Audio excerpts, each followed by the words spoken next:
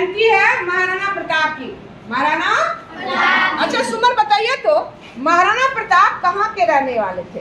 राजस्थान। राजस्थान के। आप बताइए राजस्थान में कहाँ के? चित्तौड़ के। कहाँ के? चित्तौड़ के महाराणा थे। आप बताइए महाराणा प्रताप युद्ध किए थे किनके साथ? अकबर के साथ। अकबर के साथ। चलिए बैठिए, आप खड़ा हो जाइए। क्या महाराणा प्रताप की जीत हुई थी? यस जी, महाराणा प्रताप की जीत हुई थी।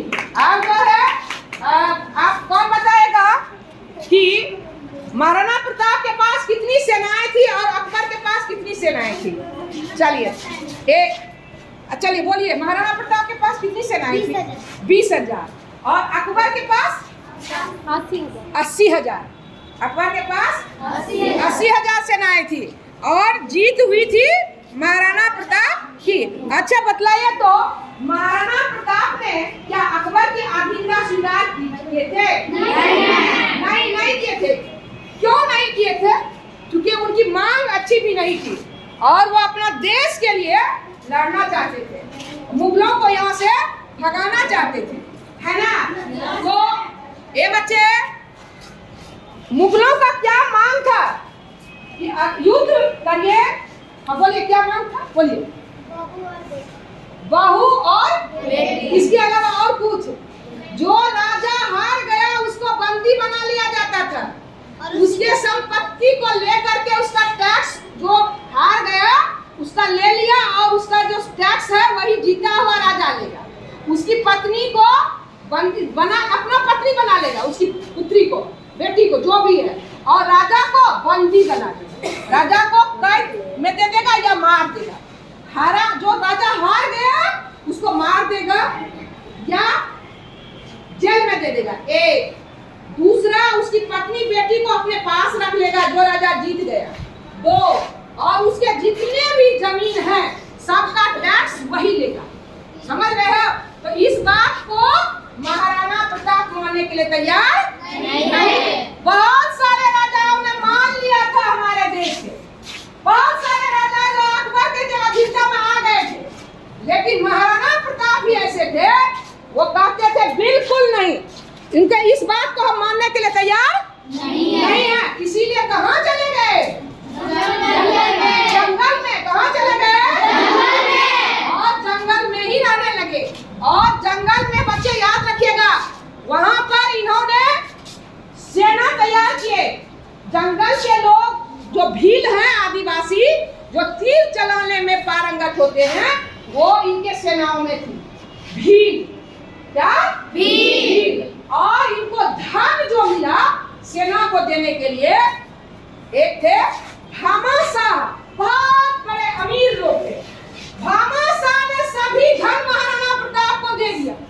वो जंगल में ही रहने लगे महाराणा प्रताप। और भामाशाह ने चूंकि उनको सेना तैयार करना था खिलाफ मुगलों से लड़ने के लिए, तो भामाशाह, याद रखना, दानवीर के नाम से वो विख्यात है। भामाशाह। उन्होंने अपना सारा धन दौलत किनको दे दिया? महाराणा। क्योंकि महाराणा का संपत्ति अकबर ने ले लिया था, ठीक ना? और भामाशाह ने धन दौलत टोटल धन दे दिया देश के लिए। ऐसे देश को आजादी नहीं मिली है, याद रखना, बहुत मुश्किल से मिली है। और इनका एक घोड़ा था, घोड़ा का क्या नाम था? चेतक इनका बहुत प्यारा घोड़ा था। और वो अच्छी तरह से जानता था महाराणा प्रताप को कि ये भी देश की आजादी कैसे लड़ी जाती है, ये चेतक भी जानता था। युद्ध भूमि में जब उतरता था तो हाथी से मुकाबला करता था। चेतक किससे मुकाबला करता था? हाथी से। और परास्त कर दिया जाता, हाथी को परास्त कर देता था चेतक। इतना बहादुर घोड़ा था। एक दिन की बात है कि महाराणा प्रताप को दुश्मनों ने पीछा किया तो आगे में आ गया बहुत बड़ा नाला। महाराणा प्रताप सोच ही रहे थे कि चेतक इतना बड़ा नाला को जंप कर पाएगा कि नहीं। अभी दिमाग में आया ही था कि चेतक जंप कर गया। चेतक जंप कर दिया और अपने महाराणा को बचा लिया, लेकिन वो वहीं बेहोश होकर गिर गया चेतक, और वहीं वो समझो कि शहीद हो गया, चेतक वहीं पर शहीद हो गया। तो देख लो हमारा देश भारत है, यहाँ मनुष्य तो क्या जानवर पशु भी अपना देश की रक्षा के लिए बलिदान होते हैं, समझ गया ना। और अपने मालिक को बचा लिया। और फिर महाराणा प्रताप वहाँ बहुत ज्यादा दुखी हुए। फिर चेतक का जो है वहाँ बनाया गया, उनका स्मारक भी बना हुआ है, जहाँ जलाया गया, दफनाया गया, सब हुआ। और अभी भी अगर तुम राजस्थान जाएगी तो वहाँ पर उनका चेतक जहाँ पर उनको दफनाया गया सब है, सब कुछ देखने के लिए मिलेगा। टोटल चीज इतिहास तुम वहाँ पर जाके चित्तौड़ में देख सकती हो, समझ रही हो। और हाँ, घास की रोटी की जहाँ तक बात आई है, तो जब परिवार के साथ ये जंगल में रहते थे तो घास की रोटी, ये भी कथा है कि बिल्ली लेके चली जाती थी। वो परिवार के साथ रहते थे। महाराणा को एक दिन ऐसा आया कि क्या किया जाए, मन थोड़ा सा हल्का दिमाग में आया था, परिवार तो हमारा भूखे रह जाता है। तो उनके परिवार, उनकी पत्नी ने कहा कि आप महाराणा हैं। आप क्या हैं? महाराणा। आप थोड़ा सा भी विचलित नहीं होइएगा, आप महाराणा हैं। भूखे रह जाएंगे, क्या होगा? भूखे रह जाएंगे। तो यही है, कहा गया है। हम एक लाइन गाएंगे, दुल्हन आप लोग फिर दुल्हन। आओ बच्चों तुम्हें दिखाएं झांकी हिंदुस्तान की, आओ बच्चे तुम्हें दिखाएं झांकी हिंदुस्तान की। इस मिट्टी से तिलक करो ये धरती है बलिदान की, इस मिट्टी से तिलक करो ये धरती है बलिदान की।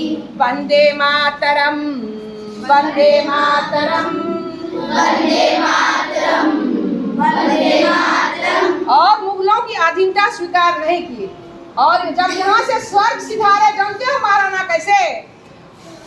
वो जंगल में शिकार कर रहे थे, उनकी धनुष की प्रत्यंचा का चोट यहाँ पर लगा, ए बच्चे, तो वही चोट से वो स्वर्ग सिधारे, शहीद हुए।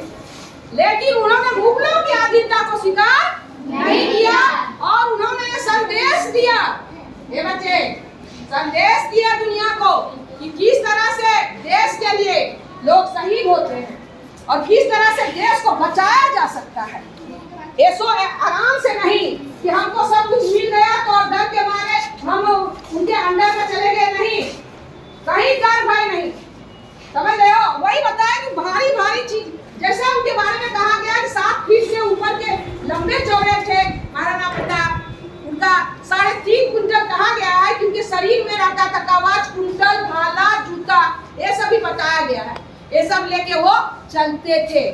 तो महाराणा प्रताप अमर रहे, महाराणा प्रताप अमर रहे, अमर रहे। जय हिंद, जय भारत, जय भारत।